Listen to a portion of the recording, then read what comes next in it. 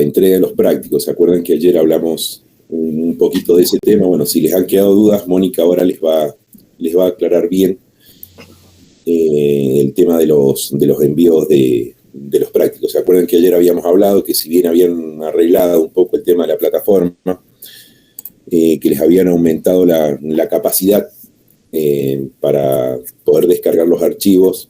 Bueno, yo les dije que de alguna manera, si no podían entrar esos archivos y tenían que mandarlo a los prácticos vía correo electrónico, lo hicieran a través de, o se lo dirigieran al correo institucional, pero de la cátedra, no los personales. Bueno, de todas maneras, acá Mónica les va a aclarar un poquito cómo tiene que ser esa parte de los envíos, ¿sí? Así que la dejo un minutito a Mónica para que les aclare cómo tienen que hacer la entrega de prácticos. Y bueno, si hay algún chico ha accedido a la reunión, bueno, tengan a bien informarles cómo tiene que ser ese envío. Así que, Mónica, bueno, dale, gracias.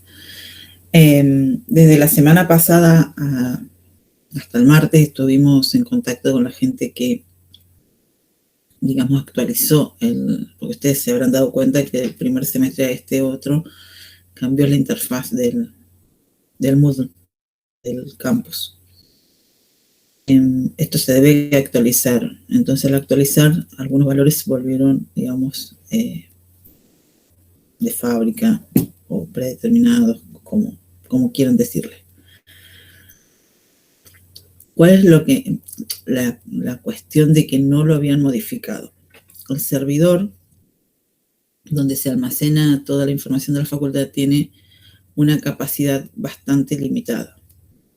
Entonces, es como que prefieren que no los subamos a los archivos al campus.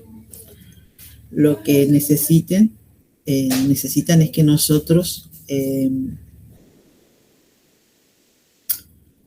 realidad, nos propusieron que lo que hiciéramos que subiéramos un link nada más, ¿sí? Un archivo con un link. A ver, ayer entregaron prácticos. Veo que todos lo subieron bien, por lo menos los que lo pudieron hacer en tiempo y forma. Pero bueno, estábamos en la disyuntiva. Si dejábamos que lo siguieran subiendo así, o que en un Word pegaran el link a alguna carpeta de Drive de cada uno de ustedes. ¿Cuál es la idea? Que no se recarguen tampoco los Drive ni personales ni de la institución por este mismo tema de la capacidad.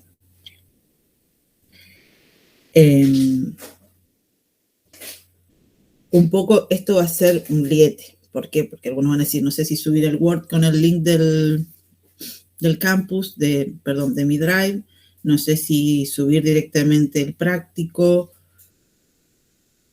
Así que bueno, un poco que va a quedar también a consideración de ustedes. Solamente se pueden subir hasta 8 megas, ¿sí? Lo que sí les tiene que quedar claro, como les dijo Sebastián, es que las entregas fuera de término, porque ya sea el link en un Word o el PDF completo, si está fuera de término no les va a permitir entregar nada, ¿sí? Ni Word con el link, ni el práctico completo. Las entregas fuera de término se hacen única y exclusivamente al mail de la cátedra. qcaanalítica@fcai.unq.edu. No se hacen ni a los mail personales,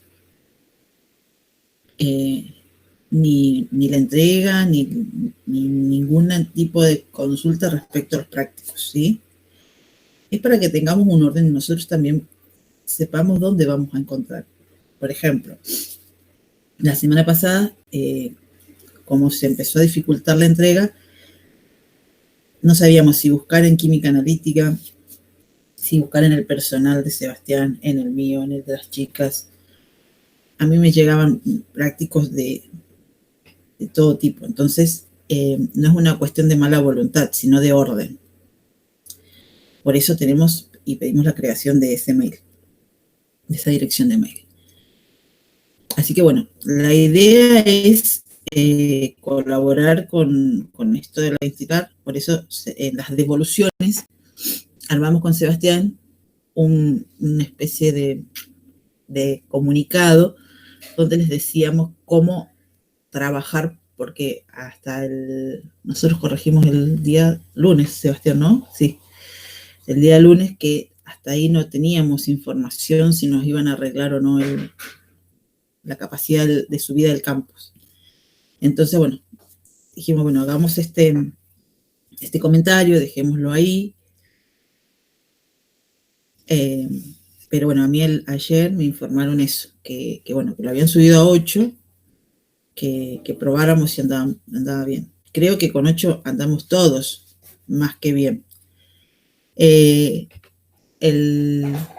tema es esto, que ustedes vean si les resulta más fácil esto de guardar en una carpeta, hacer cada uno en su drive, una carpeta que diga química analítica, y ahí guardan el práctico y a nosotros solamente nos pasan el link. El link en un archivo Word, para que a nosotros nos marque la entrega, ¿sí?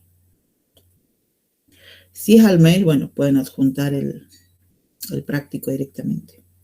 No sé si por ahí no queremos ser muy enredados, pero no sé si les quedó claro, si tienen alguna otra duda. Aprovechen porque por ahí después terminamos y a lo mejor, por no decir la hora, que por ahí es una duda común a varias personas, de forma individual y por ahí otra persona puede aprovechar de sus consultas. Así que bueno, todo oídos.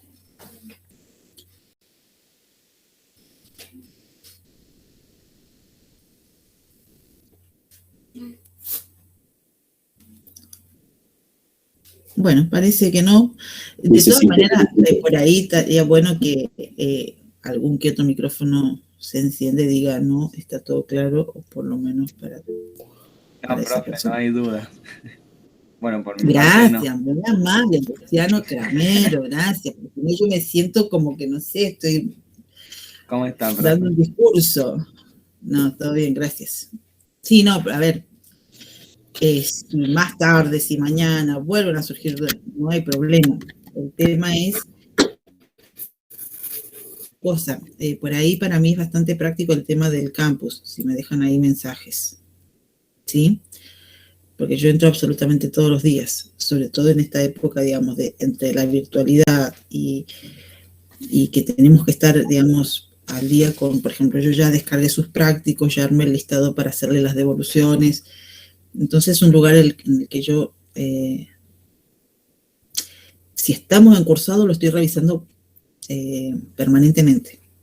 Entonces les puedo responder las dudas ahí. Así que bueno, era eso.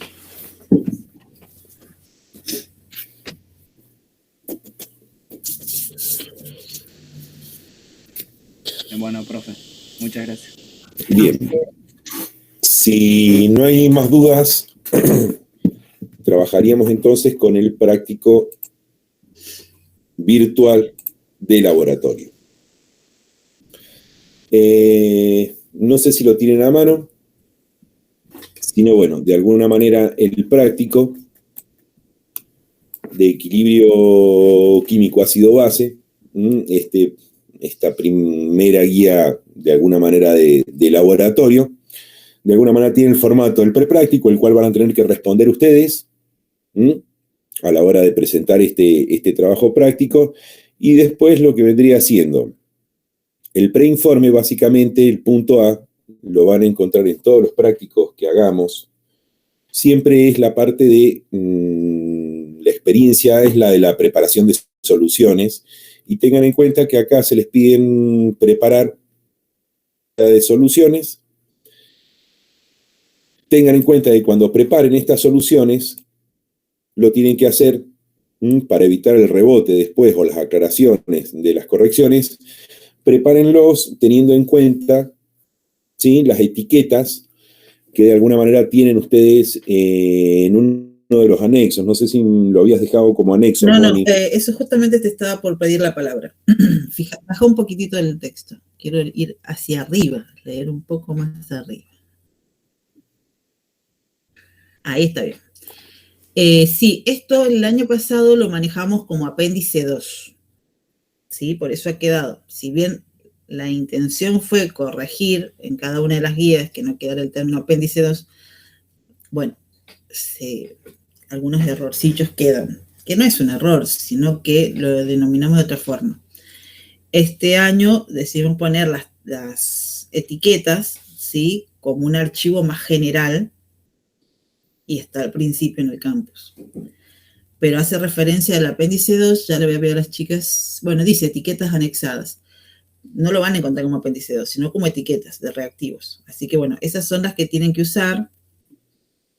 Los datos que están en esas etiquetas son las que tienen que usar para realizar los cálculos, digamos, para preparar esas soluciones.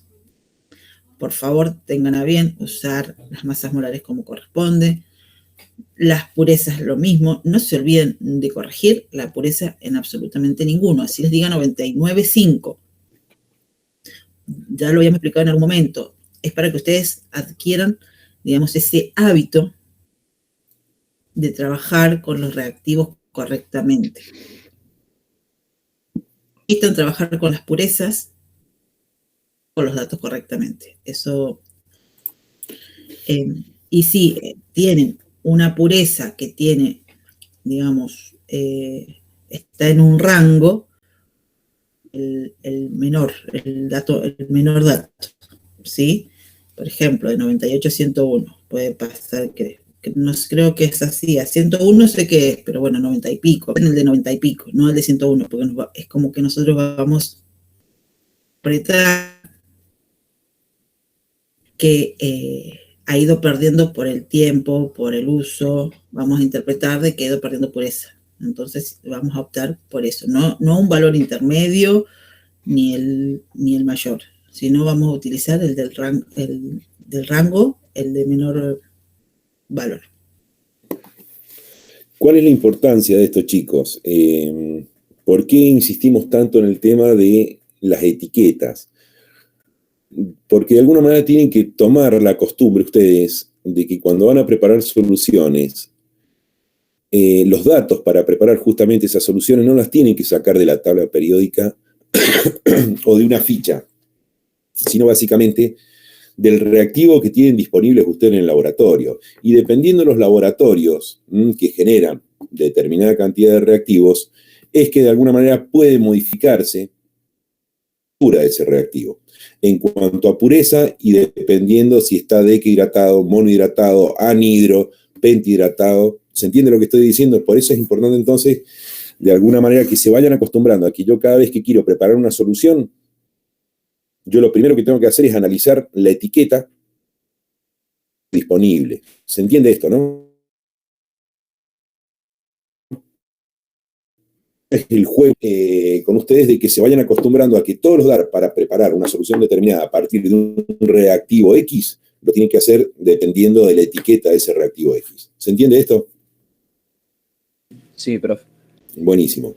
Bueno, el punto A, no sé si quieren que lo hagamos, pero básicamente son preparaciones de soluciones. O sea, esto entiendo yo de que de alguna manera ustedes ya lo tienen que saber porque han tenido un práctico, el primero, que justamente hace referencia de alguna manera, les recuerda justamente el tema este de preparación de soluciones. Si quieren, pasamos a lo que vendría siendo la experiencia B, que es en definitiva la que de alguna manera le vamos a poder sacar más provecho. En el caso de la experiencia B de este práctico de laboratorio, es que ya tienen ustedes las soluciones. Lo que les pide la experiencia B es que calculen el pH teórico y que lo contrasten con el pH experimental. Esto en el laboratorio, ¿cómo era el modus operandi que teníamos en el laboratorio? Ustedes de alguna manera desde su casa tenían que venir ya con los pHs teóricos calculados, ¿sí? Y de alguna manera lo que se hacía en el laboratorio era, a través del trabajo con pHímetros, verificar si correspondía el pH experimental con el pH teórico que ustedes habían de alguna manera calculado. ¿Se entiende? Sí. Ante la imposibilidad de poder ir al laboratorio por el momento para realizar esta práctica de laboratorio, es que se les va a anexar al final del práctico una ficha donde de alguna manera nosotros les hemos puesto los pHs experimentales que les daría cada una de las soluciones para que de alguna manera puedan terminar de completar el práctico. ¿Se entiende?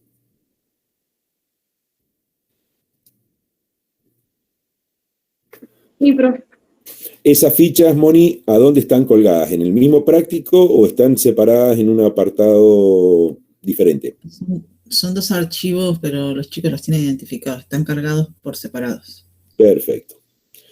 Entonces, de alguna manera, ahora lo que vamos a hacer, si quieren,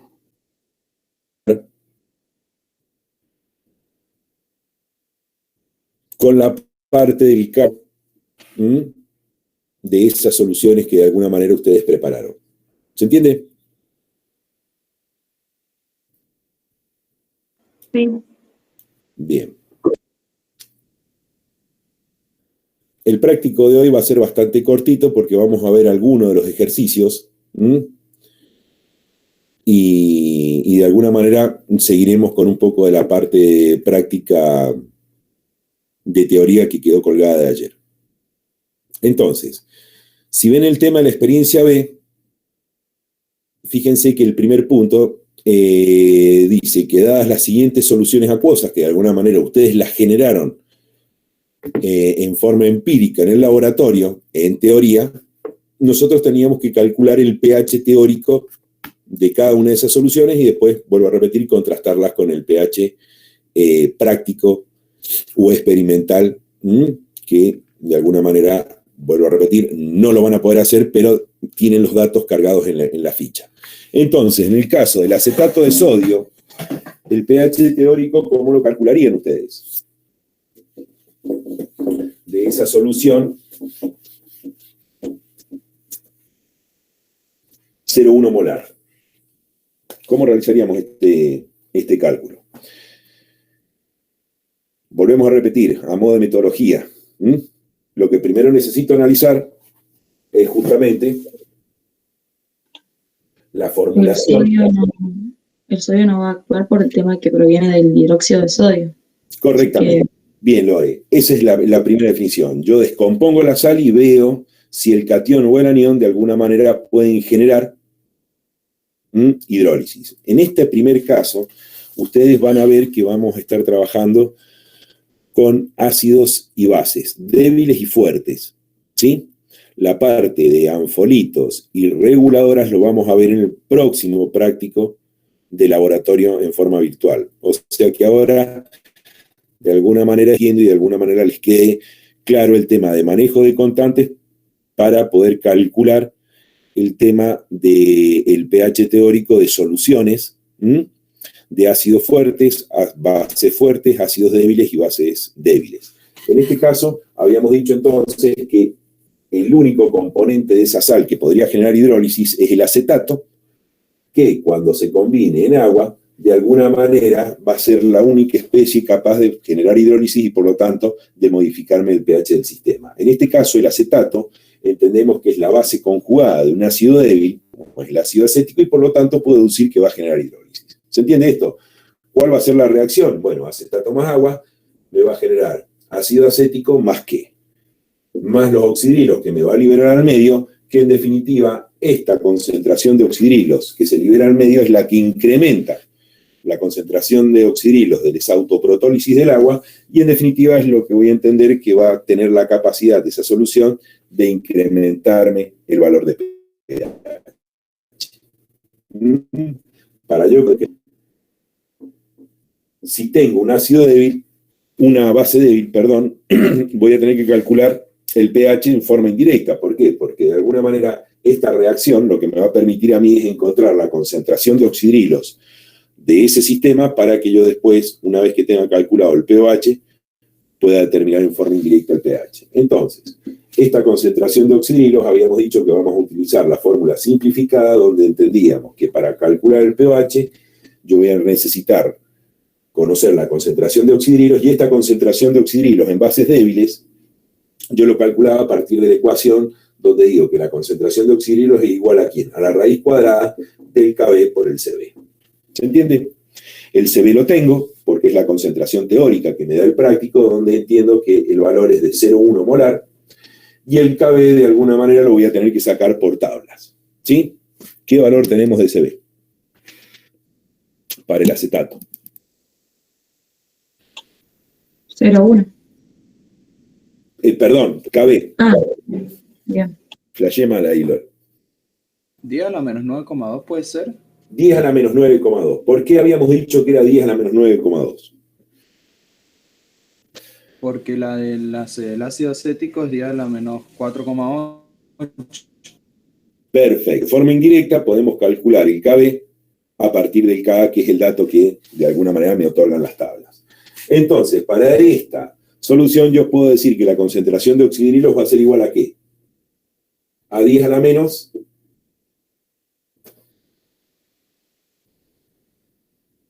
5,1. No puede ser. O sí. 5,1. ¿Se entiende? Por lo tanto, el pOH ¿de cuánto va a ser? Ahora sí, 5,1. Y el pH. 5,1. Y el pH, perfecto. Va a ser de 8,9. ¿se entiende?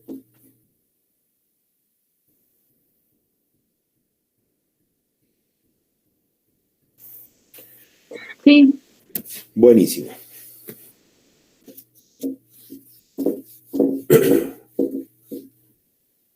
En el segundo caso, ustedes tienen una sal disuelta y totalmente ionizada ¿de qué? De nitrato de potasio. En este caso, ¿qué va a pasar con este ejemplo? El nitrato de potasio, cuando entre en agua, de alguna manera, al ser un electrolito fuerte, se va a disociar completamente ¿en qué? En catión potasio y en anión nitrato. En este caso, si hacemos el análisis, ¿qué podemos decir? ¿Va a haber posibilidad de que se genere hidrólisis? No. No. No. ¿Por qué? Porque tanto el catión como el anión constitutivo de esta sal, cuando se encuentran disociados, como son conjugados de fuertes, de alguna manera ninguno de los dos me permitiría poder generar hidrólisis. ¿Se entiende esto? Y en este caso puedo simplificar y decir que el pH de la solución va a tener un valor de ¿cuánto?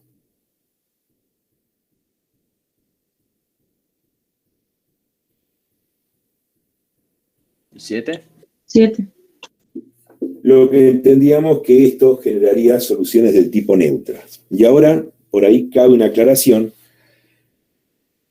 y es que en realidad, cuando yo hablo de sales del tipo neutras, estoy hablando de sales que no van a poder generar hidrólisis.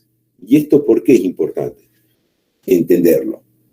Porque de alguna manera, si el agua, como solvente a la cual yo le estoy agregando esa sal, tiene un pH por debajo de 7, lo que me está indicando que cuando yo disuelva esa sal, el pH de la solución no se va a ver modificado. ¿Se entiende la diferencia?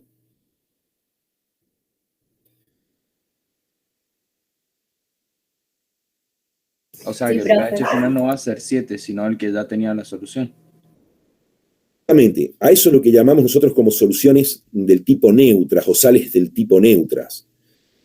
¿Sí? Son sales que al no generar hidrólisis no tienen forma de modificarme el pH. ¿Y esto por qué viene? Porque en realidad nosotros estamos acostumbrados a hablar de agua destilada, agua destilada, agua destilada, y en realidad en el laboratorio, para el uso normal de trabajo de laboratorio, no se utiliza agua destilada. Lo que se utiliza es agua desionizada. ¿Saben la diferencia? ¿O reconocen la diferencia? entre agua destilada y agua desionizada? No, profe. Si yo les digo un agua destilada, ¿qué es lo que entenderían ustedes?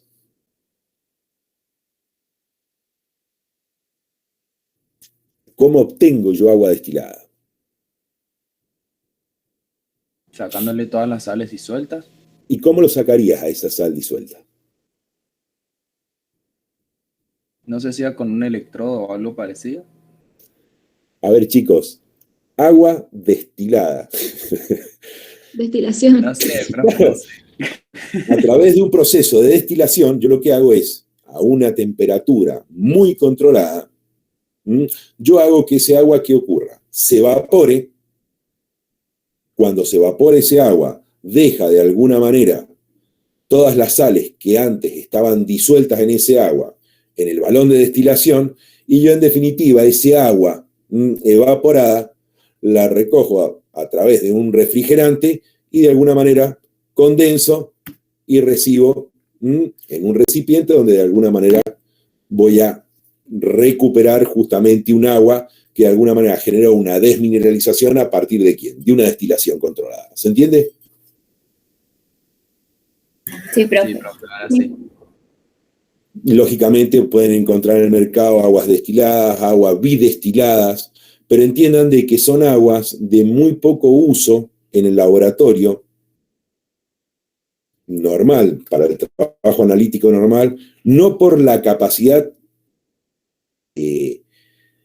o en definitiva no porque tenga algún problema o sea malo o genere de alguna manera mala calidad de ese agua, esa desmineralización del agua, esa liberación de esos electrolitos. En realidad ocurre porque el costo que tiene generar un litro de agua destilada es altísimo. Entonces imagínense que para evaporar ustedes, que generalmente se utilizan, o sea, básicamente el agua destilada la vamos a utilizar en las metodologías analíticas donde necesitamos sí o sí que haya prácticamente nada de electrolitos disueltos dentro de esa solución. ¿Sí? Hablemos de una metodología como puede ser una cromatografía en un HPLC o metodologías donde de alguna manera necesito una calidad de agua desde el punto de vista de iones disueltos dentro de ese sistema, excelente. ¿Se entiende esto? O sea, cuando yo hablo de agua destilada, estoy hablando de un agua que lo que tiene en el sistema es H2O. ¿Se entiende esto? O sea, no hay sodio, no hay potasio, no hay cloruros, no hay nada. ¿Sí? Todos esos electrolitos, de alguna manera, quedaron como residuos en el balón de destilación. De ahí que por ahí generalmente se utilizan destilaciones del tipo fraccionadas o de alguna manera bidestiladas o tridestiladas para, lógicamente, optimizar el contenido o la carencia de contenido electrolítico dentro de esos sistemas. ¿Se entiende esto? Sí, Sí, profe. profe. Bien, ¿cuál es la diferencia entonces? Ya podemos definir lo que es un agua o lo que entendemos por un agua destilada. ¿Sí? Ahora vamos a las aguas de uso común en los laboratorios analíticos, llamémosles para el enjuague o para preparar soluciones, donde de alguna manera si se escapó algún tipo de electrolito no va a tener influencia real sobre el dato analítico que yo pueda arrojar a partir de la preparación de soluciones, con dichos solventes, es el tema del agua desionizada. Ese agua desionizada yo tengo dos metodologías para trabajar, ¿sí? O bien podría ser una desmineralización a través de un equipo de ósmosis inversa, que no es un uso bastante común en los laboratorios, o bien es un agua que de alguna manera la agua va a pasar a través de un intercambiador de resinas, donde esas resinas, tenemos resinas catiónicas y resinas aniónicas, en donde esas resinas lo que hacen es, en el caso de las catiónicas, captar de alguna manera cationes, como puede ser calcio, sodio, potasio, magnesio, hierro, plomo, cobre, y lo que me liberan justamente son protones. Mientras que las resinas aniónicas lo que hacen es capturar los aniones, cloruros, fluoruros, nitratos, nitritos, XXX, cualquier anión que tenga disuelto en la solución, y lo que me libera es oxidrilo. Finalmente, esa combinación lo que me va a generar justamente es, si las resinas catiónicas me liberan protones y las resinas aniónicas me liberan oxidrilo, finalmente el producto final de ese agua, cuando la hago pasar a través de esos intercambiadores de resina, es H2O. ¿Se entiende la diferencia?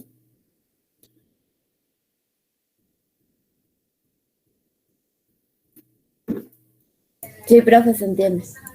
Bueno, dependiendo de la capacidad de la resina, lógicamente puede, y lo más común es que de alguna manera me genere ese intercambiador de resina una solución que no es exactamente H2O. Y de alguna manera, depende cómo están funcionando esas resinas, puede que me queden, generalmente lo que quedan es soluciones de agua que de alguna manera tienen un pH un poquito por debajo de lo que vendría siendo el valor de 7, que es lo que yo esperaría para un solvente donde lo único que tiene es agua y donde la autoprotólisis entiendo que me está generando igual concentración de protones que de oxidrilos. ¿Se entiende esto?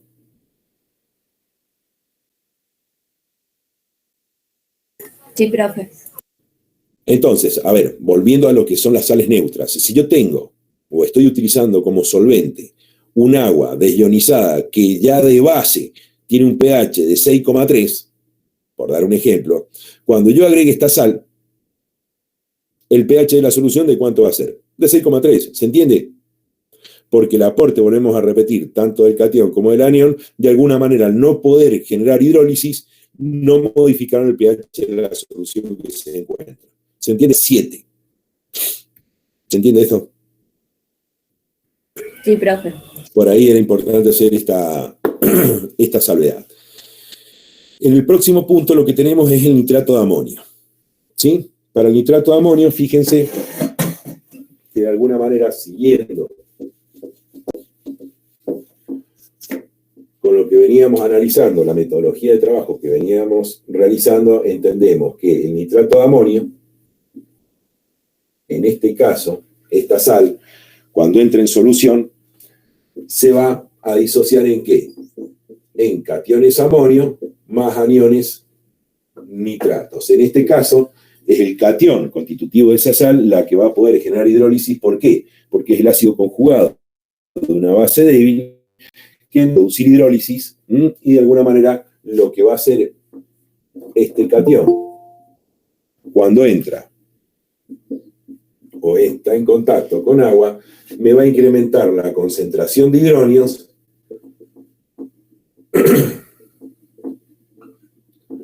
y va a hacer que de alguna manera ese sistema, al verse incrementada la concentración de hidronios, disminuyan el pH. Para yo poder calcular el pH, diré, bueno, que la concentración de protones es igual a la raíz cuadrada de ¿quién? Del Ka por el Ca. Tengo el dato del Ka, que es de 0,1 molar. Y en el caso de la constante, pues bien, tendrán que hacer el mismo procedimiento que realizaron recién, debido a que en tablas no aparece la constante de disociación ácida del catión amonio, sino que aparece, o van a tener ustedes como dato, el valor de la constante de basicidad. ¿Sí? En este caso, el K del amonio tiene un valor de ¿cuánto? 9,2. ¿Correcto? Para esto, el valor de concentración de protones de la solución adquirió ¿qué valor?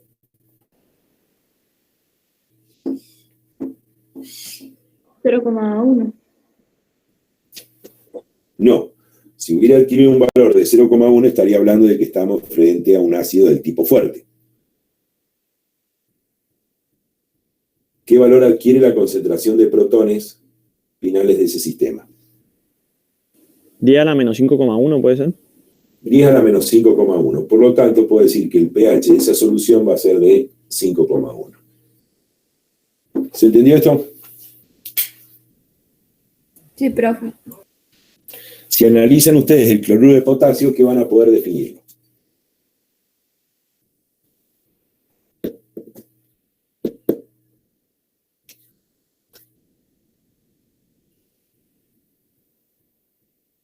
¿Cómo, profe?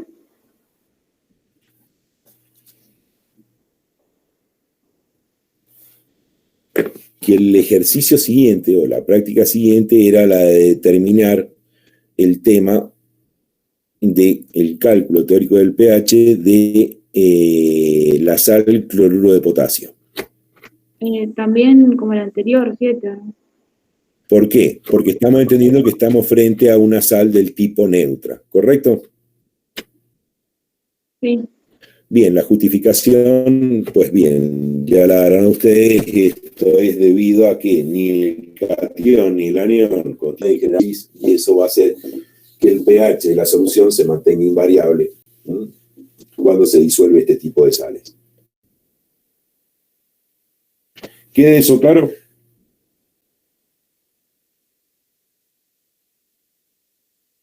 El próximo punto no lo vamos a ver en forma teoría hasta el jueves. Recuérdenme, ¿por qué? Porque si bien un equilibrio que de alguna manera, se los voy adelantando, va a generar el incremento de la concentración de protones en el medio, debido justamente a que el hierro se lo entiende como catión ácido, pero en definitiva vamos a necesitar ver el equilibrio de precipitación para que de alguna manera entiendan por qué realmente el incremento de esa cosa en el sistema.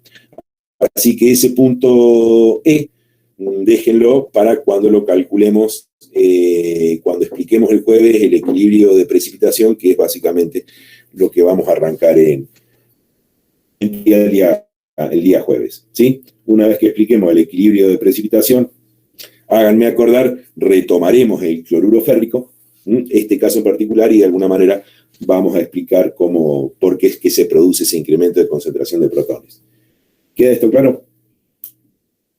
Sí, profe. O sea, a tener en cuenta el jueves de hacerme acordar de que expliquemos el tema del cloruro férrico. Y bueno, por último tenemos el nitrito de potasio, donde en este caso, ¿qué es lo que va a ocurrir? Esto se me va a disociar en potasio y en nitrito, y en definitiva ese nitrito yo tengo que interpretar que es ¿qué? Un ácido, una base. Solamente el nitrito me va a generar hidrólisis. Solamente el nitrito. Entonces, de alguna manera ya concluimos que cuando el anión de una sal puede generar hidrólisis, va a tener como consecuencia ¿qué? Un incremento en el pH. ¿Se entiende? Porque justamente este anión es quien me va a actuar como base y me va a captar esos protones del agua para generar, de alguna manera, un exceso o una elevada concentración de oxirilos debido al incremento que pudo ocurrir justamente en la concentración de protones. Mientras que el potasio, como catión, no genera ningún tipo de hidrólisis y por lo tanto entiendo que esta estructura no va a tener capacidad de modificar el pH. Entonces, para ya de alguna manera redondear esto, cuando el catión de una sal genera hidrólisis y el anión de la sal no genera hidrólisis, entendemos que estamos frente a sales del tipo ácidas. Cuando el anión de la sal genera hidrólisis y el catión de la sal no genera hidrólisis, entendemos que estamos con sales del tipo básicas. Cuando el catión y el anión constitutivos de esa sal, ninguno de los casos produce hidrólisis, entendemos que estaríamos frente a sales del tipo neutras. ¿Queda esto claro?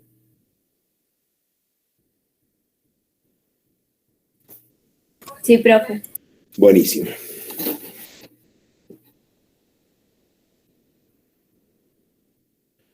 Ya calculando los pHs teóricos, cuando vayan a la ficha, se van a encontrar que van a tener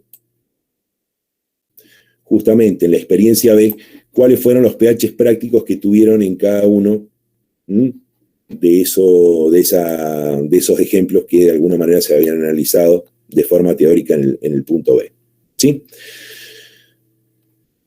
Basándonos en la experiencia C, fíjense que ahora lo que hacemos es determinar el pH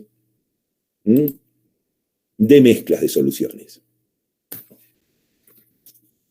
En el primer punto, ¿con qué se encuentran? Tienen un vaso de precipitado. Esto lo hacíamos experimentalmente en el laboratorio, en donde poníamos vaso 1, vaso 2, vaso 3, vaso 4. En el vaso 1 agregamos 50 mililitros de ácido clorhídrico 0,1 molar. ¿Sí? ¿Cuál era el pH teórico que yo esperaba encontrar en esa solución?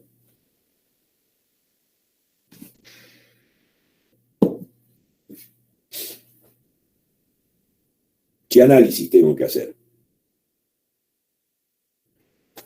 Primero, analizar qué tipo de ácido es el que se encuentra de alguna manera en solución. Estamos frente al ácido clorhídrico. Entendemos que el ácido clorhídrico es un ácido de qué tipo. Fuerte. Bien, si entendemos que es un ácido fuerte, entendemos que su disociación es completa. Por lo tanto, ¿cuánta es la concentración de protones que me va a ceder este ácido al sistema? 0,1. 0,1. Por lo tanto, entiendo que el pH de esa solución va a ser igual a ¿cuánto? A 1. Menos logaritmo de la concentración de protones. Entendiendo que la concentración de protones es igual a 0,1 molar, puedo definir que el pH de esta solución va a ser ¿de cuánto? De 1. ¿Se entendió? Sí. ¿Alguna duda con respecto a esto? No, profe. Básicamente lo que se trataba de hacer con este práctico es que volvieran a ejercitar el comportamiento de ácidos fuertes y ácidos débiles, bases fuertes y bases débiles, y de alguna manera que pudieran tener una contrastación de esos datos analíticos que ustedes tenían desde el punto de vista teórico, poderlos llevar a la parte experimental y corroborar que se producían justamente estos valores de pH. Bueno, en el caso siguiente, fíjense que en un vaso 2, yo lo que agregaba era una solución de ácido acético, que ustedes la habían preparado previamente en el práctico de laboratorio, y de alguna manera la concentración teórica que ustedes habían generado de esa solución de ácido acético era la de 0,1 molar. ¿Sí? ¿Se entiende esto? Para yo calcular el pH de esta solución, pues bien, ¿qué voy a tener que entender? Que el ácido acético es un ácido ¿de qué tipo? Débil. Débil. Por lo tanto, la concentración de protones que me va a permitir calcular el pH la voy a determinar a partir de la ecuación, volvemos a decir, resumida o de alguna manera simplificada de que esto es igual a la raíz cuadrada de el K por el Ca. Y para eso ya habíamos calculado recién que el pH de esta solución debería ser ¿de cuánto? Como K, ¿qué es lo que tengo? Un valor de 10 a la menos 1. Como valor de K voy a tener un valor de 4.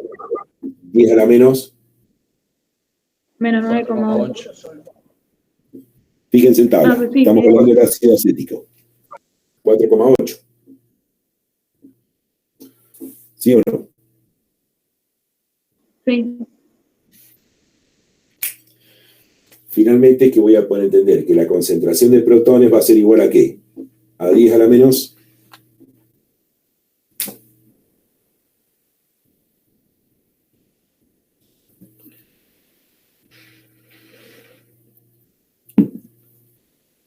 2,7. y 4,8 menos 1 es 5,8. Dividido 2, te tendría que dar un valor de 4. 9,9. 2, 9. ¿se entiende? Bueno, estaba cerca. pH de la solución, 2,9. En el vaso 3, fíjense que qué es lo que se hacía. ¿Puedo borrar?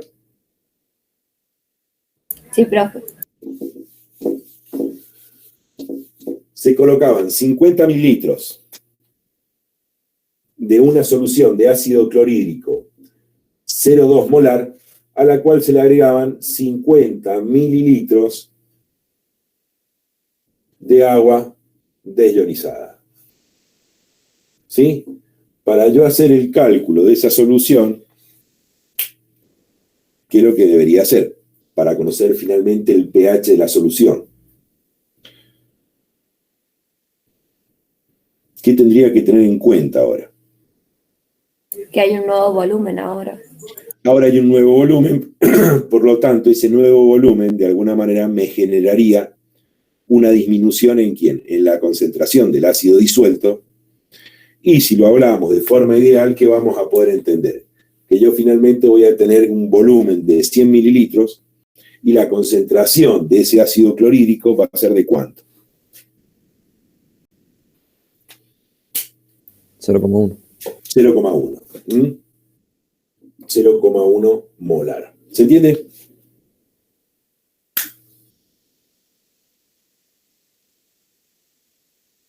¿Sí o no? Sí. Buenísimo. O sea que finalmente yo ahora ¿qué voy a tener? 100 mililitros de una solución de ácido clorhídrico 0,1 molar. ¿Cuál es el pH que tendría esta solución?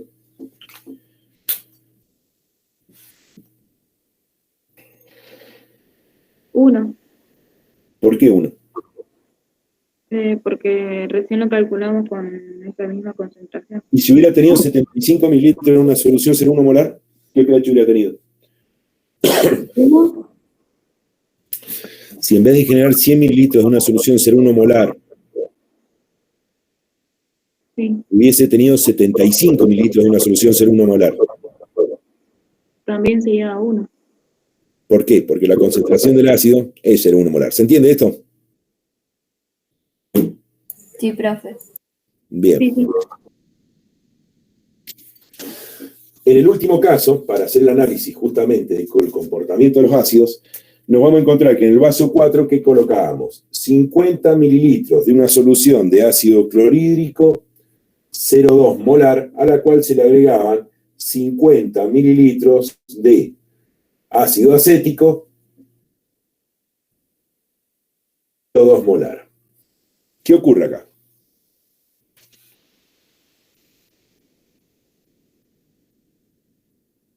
¿Cómo voy a calcular el pH de esta solución?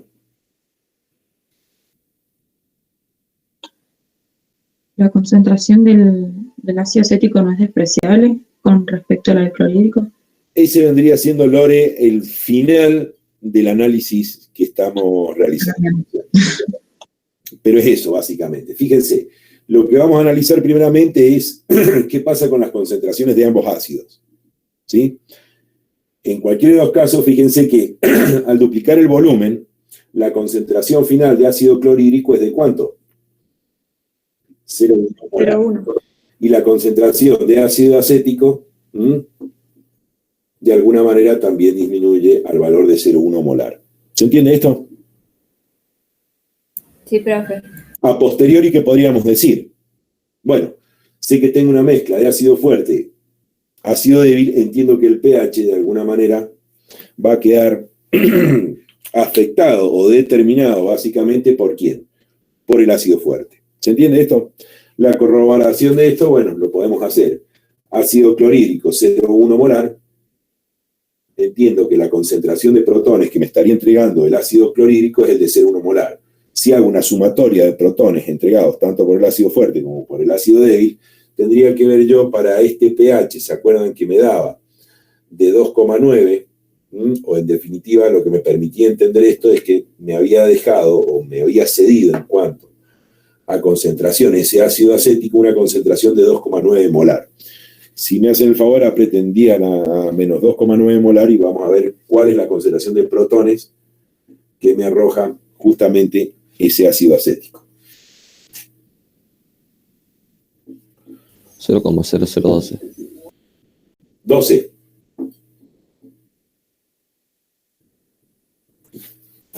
Por lo tanto, entiendo que la concentración de protones va a ser igual a 0,12. ¿Se entiende? Vemos acá de esta manera, desde el punto de vista matemático, que el aporte de protones que hace el ácido acético frente a un ácido fuerte como el ácido clorhídrico es despreciable. Y el pH básicamente está regido por justamente la concentración de ese ácido fuerte. ¿Quedó esto? Sí, profe. Buenísimo. Ahora lo que vamos a hacer es el mismo ejemplo, básicamente en la experiencia con el cálculo del pH teórico de mezclas de base. Para este caso, fíjense que tenemos la misma forma de resolución en donde me dice que en un vaso A yo tenía una solución, tenía 50 mililitros de una solución de hidróxido de sodio 0,1 molar.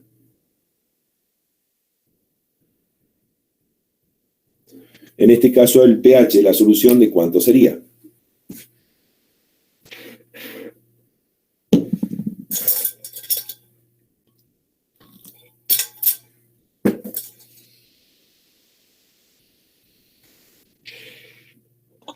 ¿13?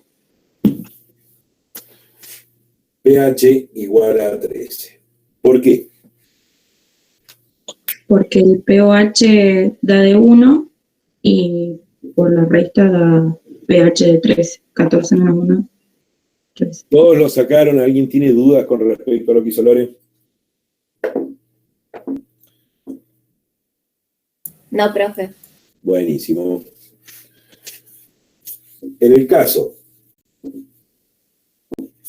del punto B, en el caso del vaso 2, perdón, donde yo lo que tengo acá, ¿qué es lo que es? Acetato de sodio. ¿Cuál es el pH que de alguna manera teórico tendría esa solución? Cuando tengo 50 mililitros de acetato de sodio 0,1 molar.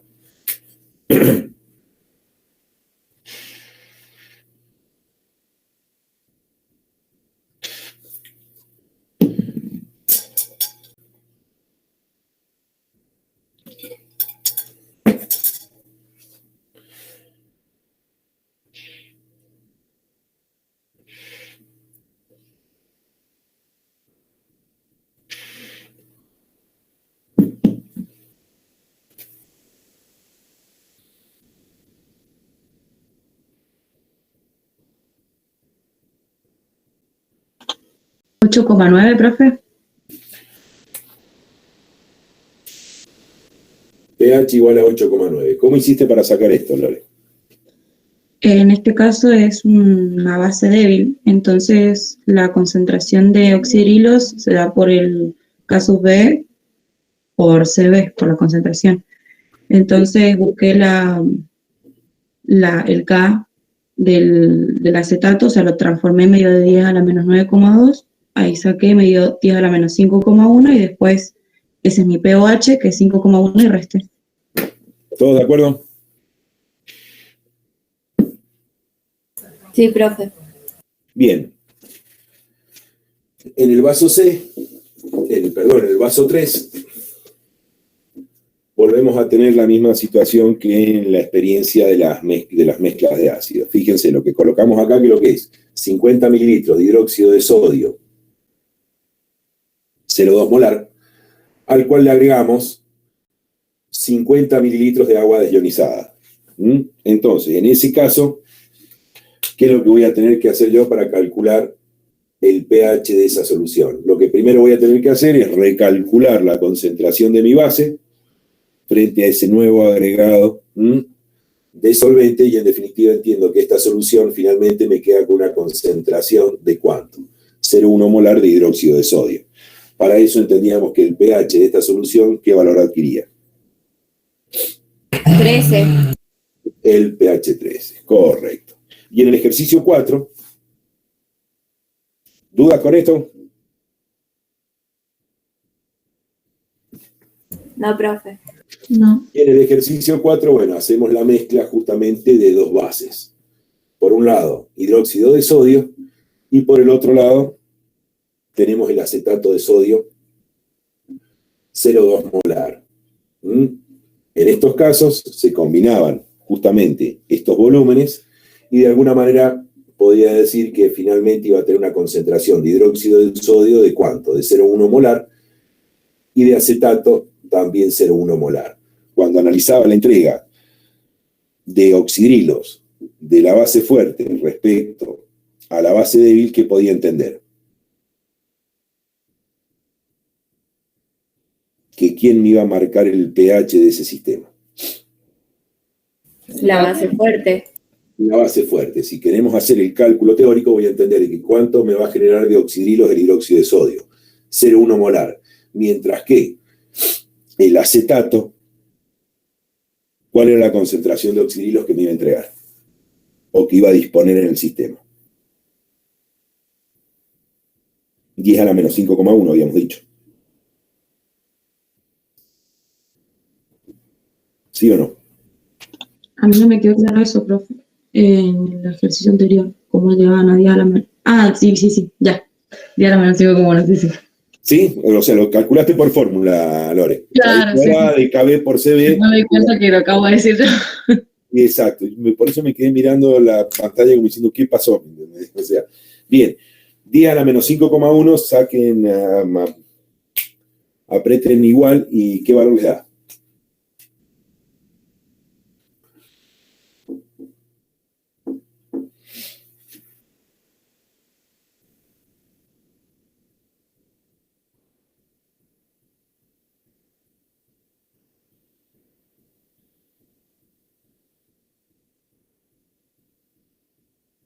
Me da 7,94 por 10 a la menos 6. 0,00. Mucho cero. 79. 79. Bien. Si yo hago la sumatoria, acá me va a quedar que esto es 0,1000079. ¿Se entiende? Entendemos que el aporte de oxidrilos que hace la base débil es insignificante frente al aporte que hace la base fuerte. ¿Se entiende esto?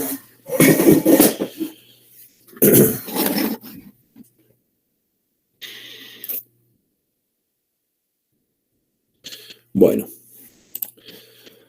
ese sería el práctico de laboratorio. Acá en la ficha se van a encontrar los datos de pH experimentales para cada una de las experiencias. En este caso, para la experiencia B, donde de alguna manera la experiencia B lo que intentaba hacer era que ustedes de alguna manera reconocieran los tipos de sales para entender si era una sal ácida, una sal básica o una sal neutra, y de alguna manera, una vez que tuviesen calculado los pHs teóricos que generarían cada una de estas sales, eso se, de alguna manera, contrarrestaba o se analizaba a partir de quién. De los pHs experimentales que me arrojaba justamente la medida de haber podido medir el pH de cada una de esas soluciones con un pHímetro. Fíjense que en el caso del cloruro de potasio, que nosotros habíamos definido que era una sal de qué tipo. Neutra. Fíjense que el pH teórico, el pH experimental que arroja el equipo es el valor de 6. ¿Sí? ¿Y esto a qué se debía?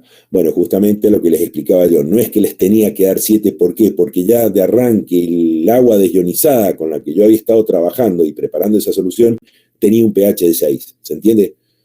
Por eso es que no se ve modificado el valor del pH del sistema. Ya eso es lo que permite identificar es del tipo neutro. ¿Se entiende esto?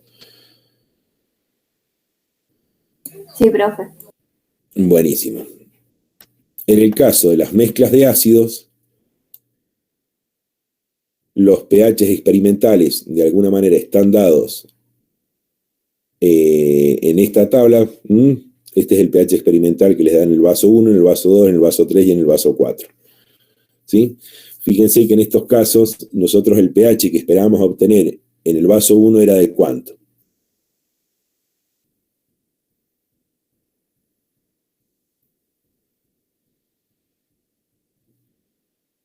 Un pH de 1.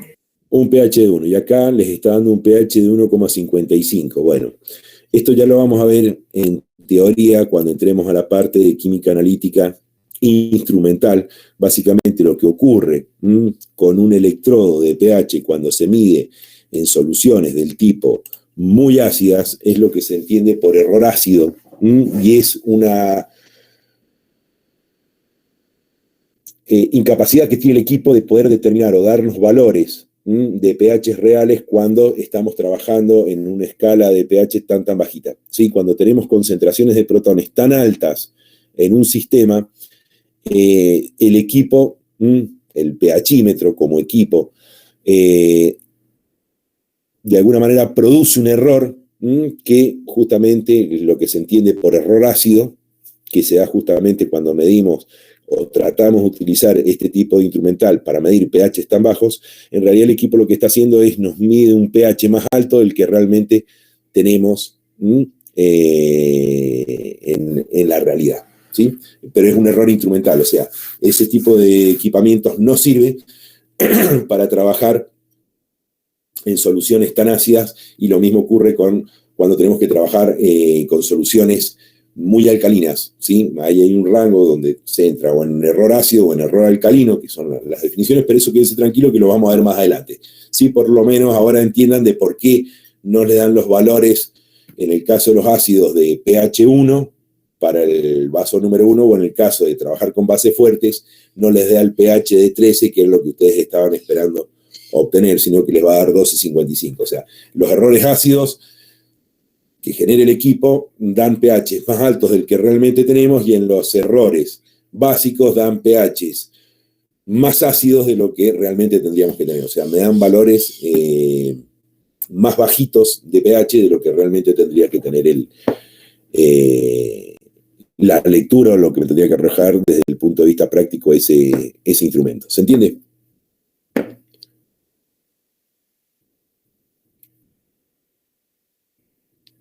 ¿O se les armó una galleta importante? Profe, entonces no es tan exacto. En realidad, cuando vos trabajás... No es tan exacto el pH teórico y el experimental. Justamente. Si lo hubiéramos querido sacar así exactamente, teníamos que haber utilizado la actividad, ¿o no?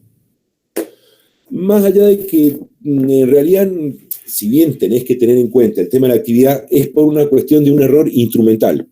Básicamente, ese modelo de equipos de pHímetros no tiene capacidad, por eso es que no quería adelantarme mucho, pero deja de ser fiable el dato analítico que te arroja un pHímetro cuando trabajás en los extremos de la escala de pH. Pero por un error instrumental, o sea, porque desde el punto de vista instrumental no está hecho ese pHímetro para trabajar en esas partes extremas de la escala de pH cuando estamos hablando de soluciones del tipo acuosa. ¿Se entiende esto? Perdón, Seba. Sí. Creo que cabe aclarar que en realidad lo lógico es que lo experimental diste de lo teórico, ya sea con cualquier equipamiento. Digamos, lo común es eso, que difieran. Sí, uno se preocuparía si en vez de, si el teórico es pH 1, y en vez del pHímetro marcarme 1,55, me marca 3, bueno, yo ahí ya me preocupo.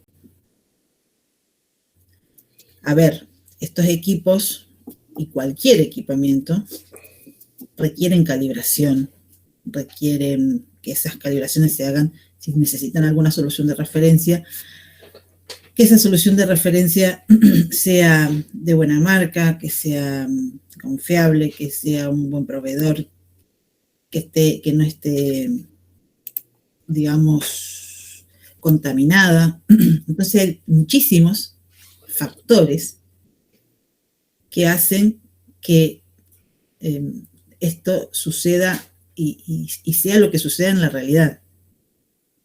¿Sí? Que los datos experimentales siempre van a distar de los teóricos.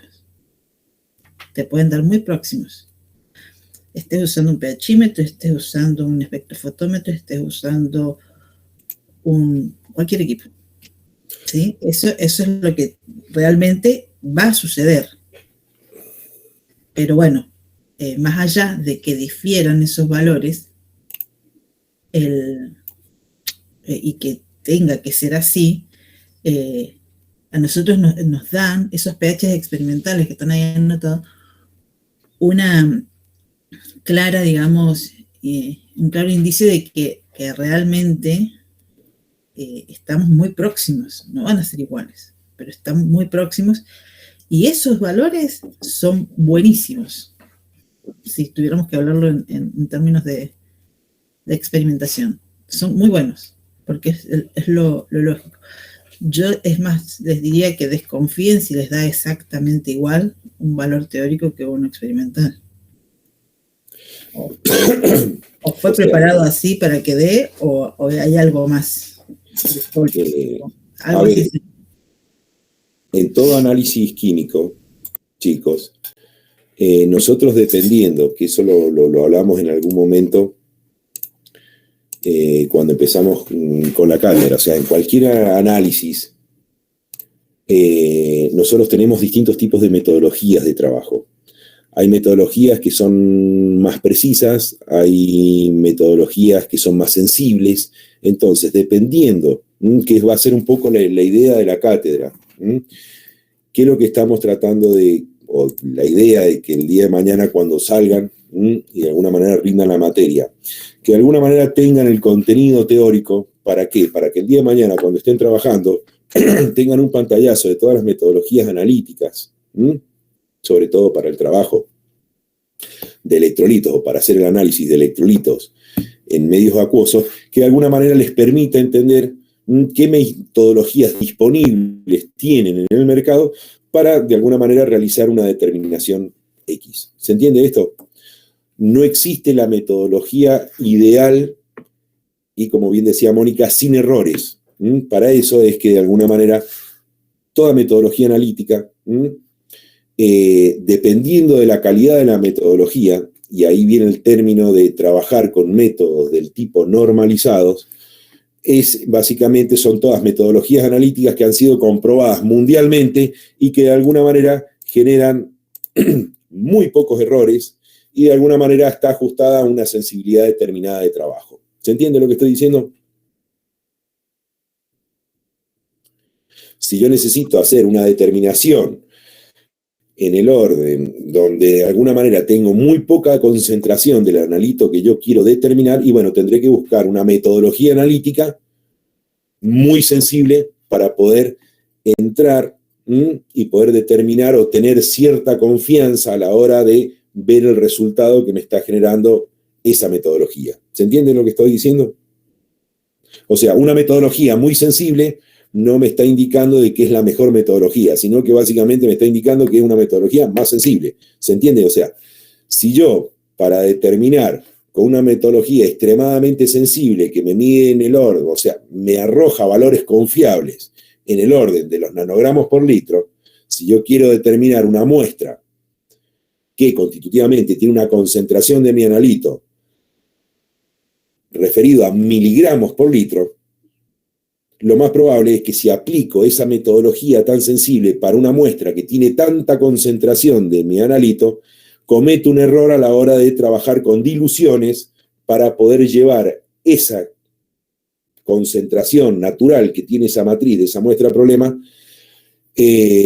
para poder meterla en la escala y que el equipo la pueda leer en el orden de los nanogramos por litro, voy a tener que generar una cierta cantidad de diluciones que lógicamente me van a provocar un error inducido cada vez que yo agarre una pipeta, un matraz y vaya produciendo diluciones para que pueda entrar esa concentración, vuelvo a repetir, de ese analito que tiene una concentración de miligramos por litro, poder llevarla a los nanogramos por litro para que pueda ser leída por el equipo que estoy utilizando. ¿Se entiende esto? Entonces, a ver, ¿la idea cuál es? Queremos trabajar en el orden de los miligramos por litro, porque tengo muestras que me arrojan miligramos por litro, o porcentaje, o la expresión de concentración de esa muestra puede referirse a porcentajes, y bueno, yo trabajando con volumetrías, estoy dentro de ese rango. Son metodologías analíticas que me permiten trabajar en ese tipo de rangos de concentración de forma confiable y segura. Y sé que esas metodologías generan errores, porque toda metodología analítica, cada vez que mido algo, va a estar sujeto a errores. Lógicamente, esos errores son muy pequeñitos y de alguna manera me permiten que el dato que estaría entregando yo a la persona que requirió el análisis le esté dando cierta confiabilidad en el dato que le estoy entregando. ¿Se entienden o están muy enredados? O yo me enredé. Sí se entiende, profe. Bien, entonces, cada vez que ustedes trabajen con un método analítico, sepan que están sujetos a errores. El dato que ustedes les está arrojando, ya sea el equipo o ya sea la bureta, para poder hacer el cálculo y realizar la determinación de la concentración de ese compuesto, sepan que es un valor que va a estar sujeto a errores. Lo que se hace después es analizar si esos errores de alguna manera son significativos a la hora de traspolarlo justamente a ese resultado, para ver si estoy informando huevadas o no, básicamente. ¿Se entiende esto? Sí, profe. Buenísimo. Bueno, ¿alguna duda con el práctico de laboratorio?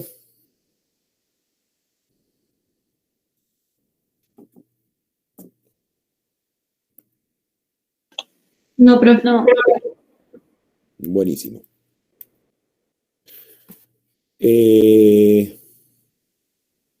Si quieren, seguimos con el práctico de aula.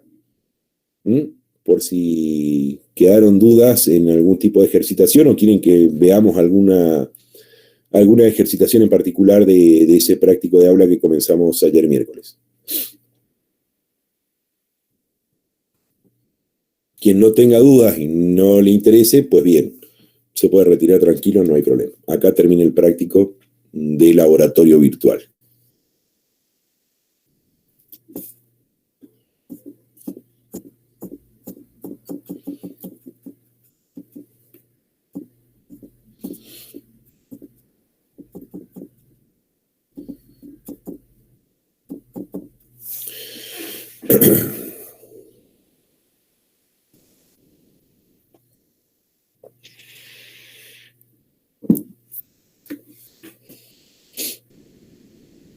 ayer digamos hasta el 10. No me acuerdo, pero a ver, ya lo presento en... Bueno,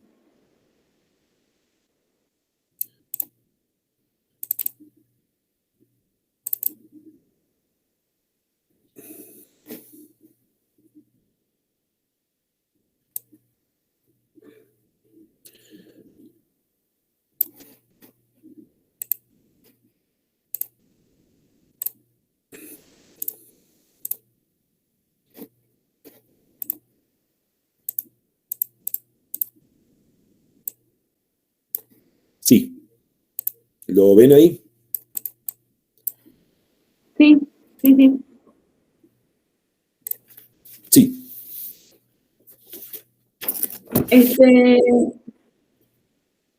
Ahí yo lo que hice, bueno, planteé la reacción, pero me da lo de Juan de los dos lados, digamos.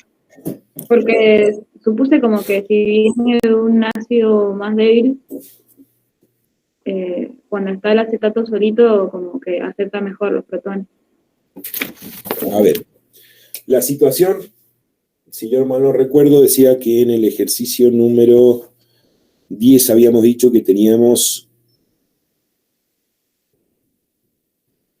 era una mezcla, ¿era acético-acetato? Sí, Acetato. A la cual le íbamos a agregar en el ejercicio número 11 ácido clorhídrico. Perfecto. Habíamos trabajado que cuál era la concentración que teníamos de ácido acético.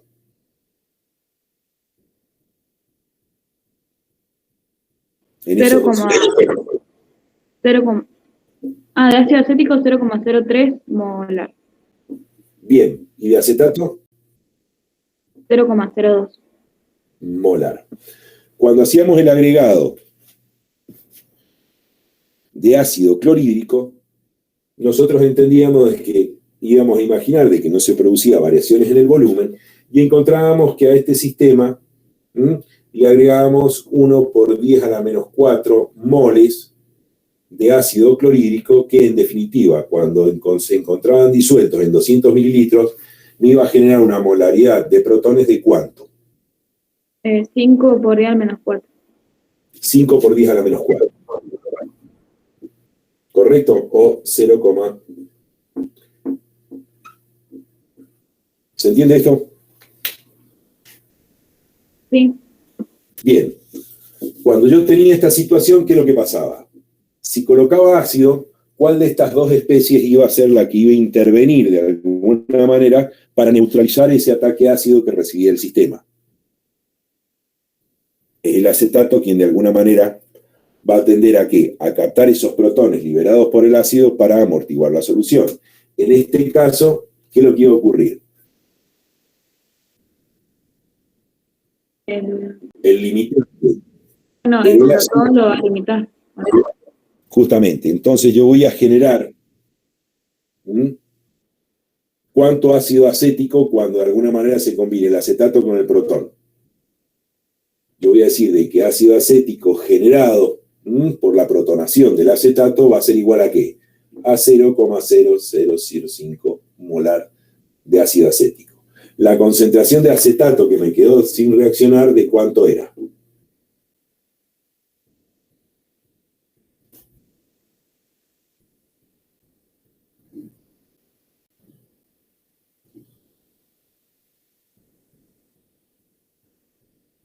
Pero 0,0195. 95 más. 0,0 195. 195. Y lógicamente esta concentración de acetato que se vio invariable. De ácido acético. Que tenía un valor de ¿cuánto? De 0,03. ¿Sí? Finalmente yo en la solución, ¿qué es lo que voy a tener? Una concentración de ácido acético de ¿cuánto? 0,0305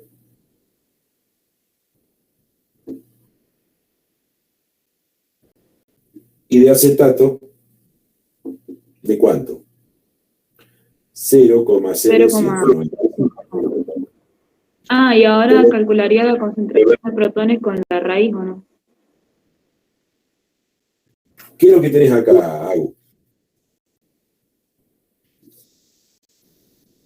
Una solución reguladora.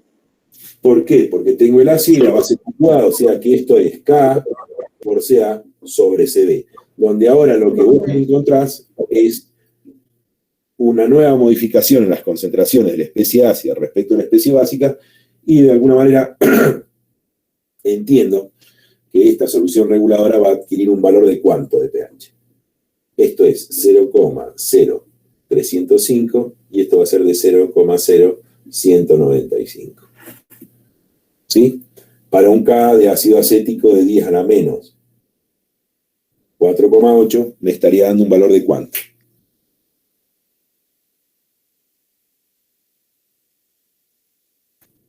Me dio 10 a la menos 4,6. 10 a la menos 4,6. No sé si alguien más lo sabe por las dudas.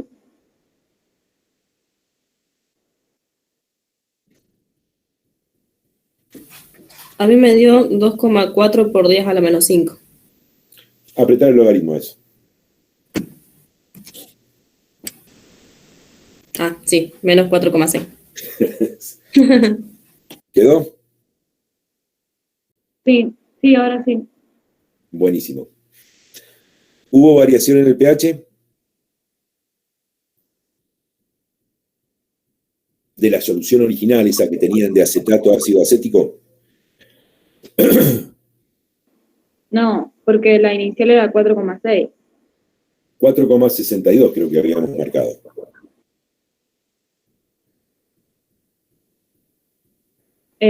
Sí, no hubo variación, fue muy chiquita. Muy, muy pequeñita, pero en el segundo decimal. ¿Sí? Entonces prácticamente entendemos de que esa solución reguladora, de alguna manera, nos confirma esta poca variación en el pH y que de alguna manera tenemos un comportamiento regulador en la solución que me permite justamente amortiguar el pH del sistema cuando es atacado tanto por ácidos como por bases fuertes. ¿Queda? Sí, profe, buenísimo. Gracias. Bien, y el ejercicio número 12, fíjense que de alguna manera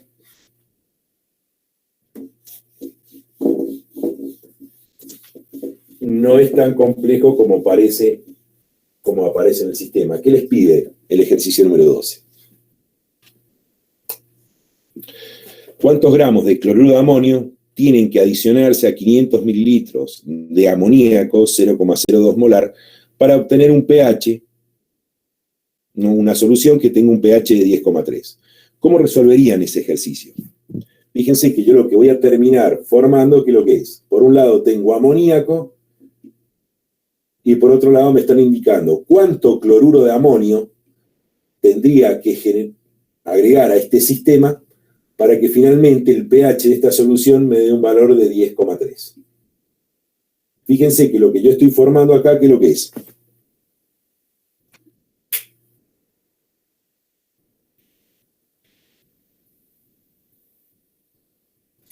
Una reguladora.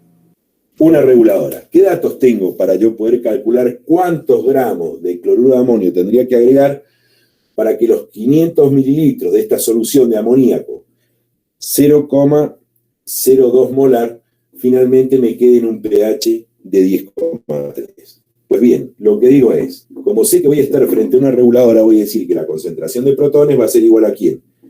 Al Ka por el Ca sobre el Cb. ¿Se entiende esto? Sí, profe. ¿Qué datos tengo? Yo puedo calcular la concentración de protones a partir de ¿quién? Del pH.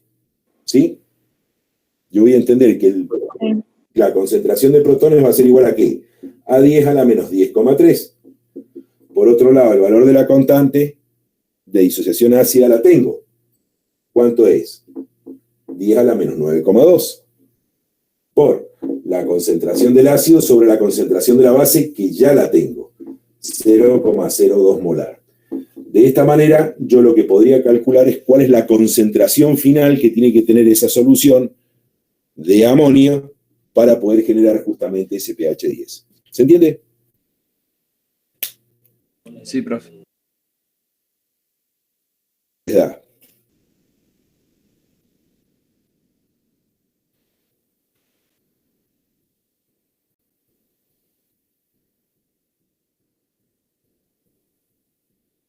¿Cuál es la concentración de la especie ácida que tendría que haber en esta solución para que generase ese pH 10,3? Me dio 10 a la menos 2,78. 10 a la menos 2,8. 10 a la menos 2. 10 a la menos 2,8, ¿qué? Molar. ¿Sí? Y a mí, ¿qué me preguntaba el ejercicio? ¿Cuántos gramos de cloruro de amonio tienen que adicionarse a 500 mililitros? Entonces, yo ya conociendo la molaridad, ¿qué puedo decir? Mirá, para yo obtener una solución 1 molar, necesitaría agregar a 1 litro de solución qué cantidad de gramos de cloruro de amonio. Si me voy a la masa molar del cloruro de amonio, me voy a encontrar que esto es 53,45 gramos. ¿Sí? Para yo generar una solución de 10 a la menos 2,8 molar, ¿cuál es la cantidad de gramos que tendría que disolver en 1 litro?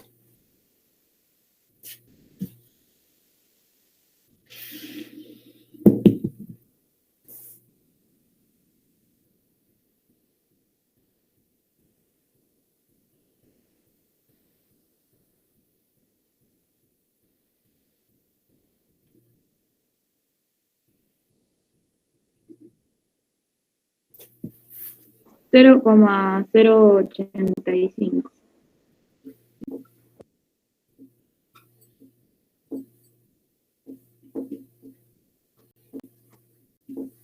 ¿Qué quiere decir? Que si yo acá hubiese tenido 1 litro de solución y agrego 0,085 gramos de cloruro de amonio puro, de alguna manera generaría esta concentración molar que, de alguna manera, frente a esta concentración molar de amoníaco, me darían este pH de 10,3. ¿El tema cuál es acá?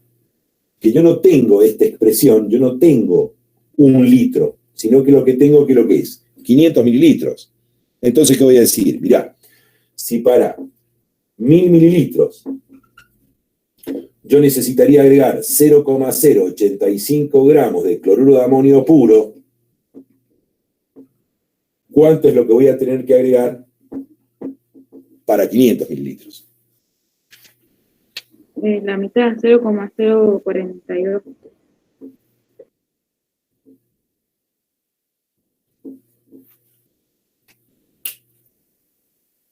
¿Se entiende?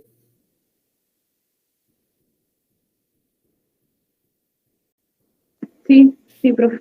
Entonces, ahora vos ya sabés que si agregás 0,04225 gramos de cloruro de amonio puro en 500 mililitros, vos estarías generando una solución con una molaridad de cloruro de amonio igual a 10 a la menos 2,8. Esto te va a permitir que frente a esta concentración de base ya disuelta en el sistema, te genere un pH de 10,3, que es lo que te estaba pidiendo. El problema que de alguna manera dejase fijo. ¿Se entendió? Sí, buenísimo, profe, gracias.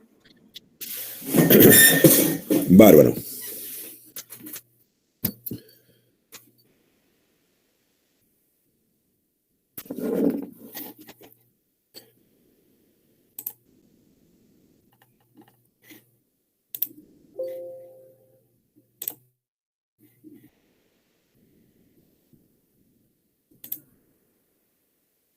No sé si quieren ver algún otro ejercicio.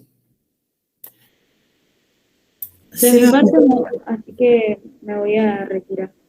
Bien, Hasta sí, luego. Mónica. Necesito saber si están presentes algunos alumnos. Arias Troyano.